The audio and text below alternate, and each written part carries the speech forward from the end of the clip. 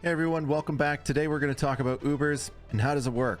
You're going to farm 3 bosses. The first one is Countess to obtain the Terror Key. The second one is Nihlathak to obtain the Destruction Key. And the last one is Summoner to obtain the Hate Key. Now all 3 of these bosses, we have quick farm guides that will be down below in the comments section to be super efficient with. Now you need 3 sets. One set is 1 Terror, 1 Destruction, 1 Hate. And you need 3 sets of these. Once you obtain these through farming or trading, you can go to a Hell game, Act 5, and you can really place these wherever, but I'm a fan of putting them roughly around here.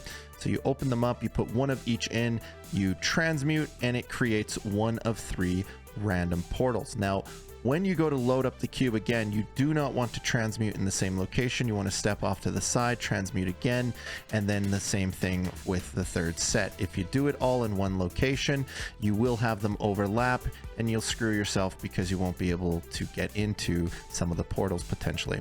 When you transmute 1 of these sets of keys, they will generate 1 of 3 random portals. You'll see Forgotten Sands, Furnace of Pain, and Matron's Den. Now, the reason why you want all 3 sets, you want to do it in the same game because of that randomization. If you spread this out over multiple Hell games, well, you could get 3 Forgotten Sands in a row. So again, have 3 sets, same game in Hell, spawn all 3, and then you're guaranteed to get the items in which you require. Now, in the Forgotten Sands, we're going to be looking for a boss called Duriel. Duriel drops an eye. There's 3 organs that we need.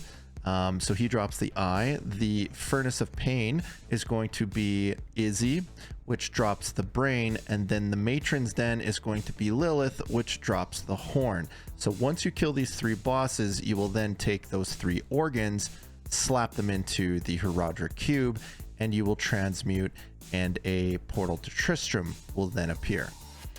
Once your portals are primed and you're ready to go on in, you can start at any portal. There is no rhyme or rhythm to it. I like to start in the Forgotten Sands. You're going to go into the Forgotten Sands and we're going to look for Duriel. Duriel is typically right north where we saw him right there.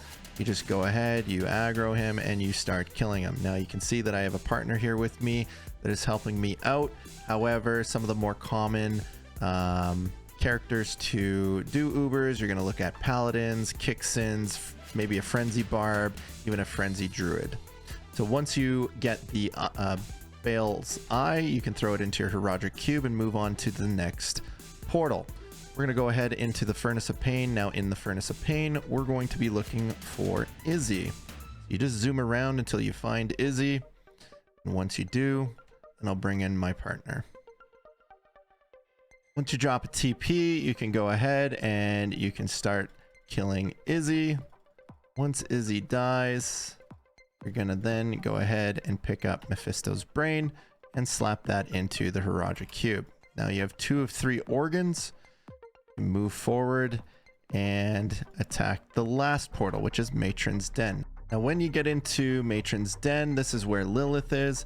And from my understanding, Lilith uses the same rule as Countess, which is you go left as soon as you get inside. You're going to drop the TP. Now Lilith can be a bit of an annoyance because she does have poison and it hurts. So definitely be careful. Maybe have some antidote potions, or at least have one of those specified classes with some life tap. Once Lilith goes down, grab Diablo's horn, head back to town, and get ready for the portal to Tristram. Going to put Diablo's horn in with the Mephisto's brain and Baal's eye, and once you're ready, you're going to transmute these 3 organs, and it's going to create the Tristram portal. Once you're in the Tristram portal, I'm going to show you a strategy more utilized in the earlier stages. As you get super strong, you can pretty much just yeet right into the middle of Tristram and kill all 3 bosses. Now there's a little trick. If you come out to the side here like we just did, we can actually pull out Mephisto by himself, and once Mephisto is pulled out, we can go ahead and we can just DPS Mephisto down. Now you'll notice that he kind of spams out all this electricity, and just stand in kind of the blind spot in between all the electricity here to avoid as much damage as you can. DPS him down and eventually he will die, and you can move on to the next boss.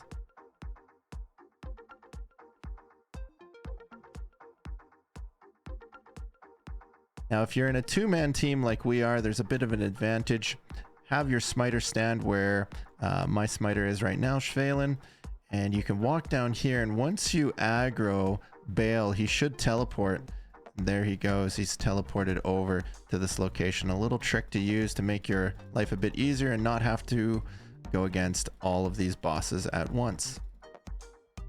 Continue to DPS him down until he dies. He tends to like casters, that's why he keeps coming my way.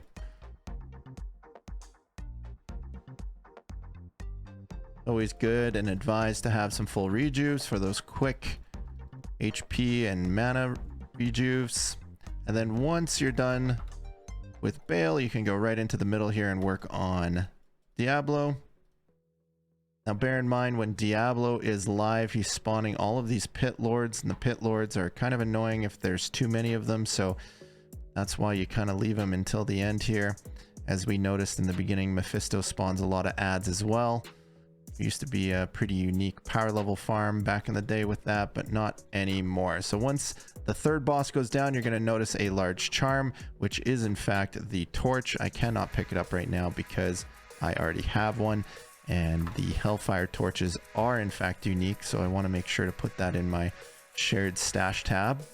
We can walk back inside here and go ahead and grab the large charm.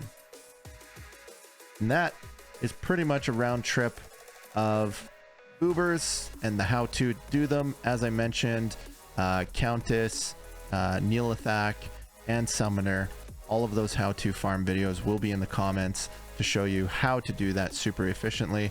And let's see what we rolled. Here it is, 3, 2, and there you have it. One last thing I'd like to mention with Ubers is there's kind of a way to cheese Ubers, so to speak. Let's say you and 5 friends want to bang out a bunch of different torches and keys, key sets that you have. When you pop the portals like this, it's actually not stipulated by player lobby size in terms of difficulty for the bosses quite yet. The player in lobby difficulty setting gets triggered when you actually come into contact with, say, Duriel or with Lilith or any of them. So something that you could consider doing is, if you had, say, 5 friends that wanted to jump in and help out and rip through all these keys, is you could reduce and get everybody to leave the game, one person go out and trigger the boss, and then everybody funnel back in, and then you kill the boss. The boss would then be graded as a P1 or player 1 lobby boss versus a player 5 lobby boss. So it's something that you can do in the early stages of Ubers to increase your chances of success and have a bunch of friends play and bash out the Ubers without much concern or difficulty. You're gonna have to farm Nihlathak. Oh my god. It's so brutal, dude. I'm so bad. So bad at pronouncing. Okay, first off, it's... Okay, where did we write it down? Okay, I got this. It's easy.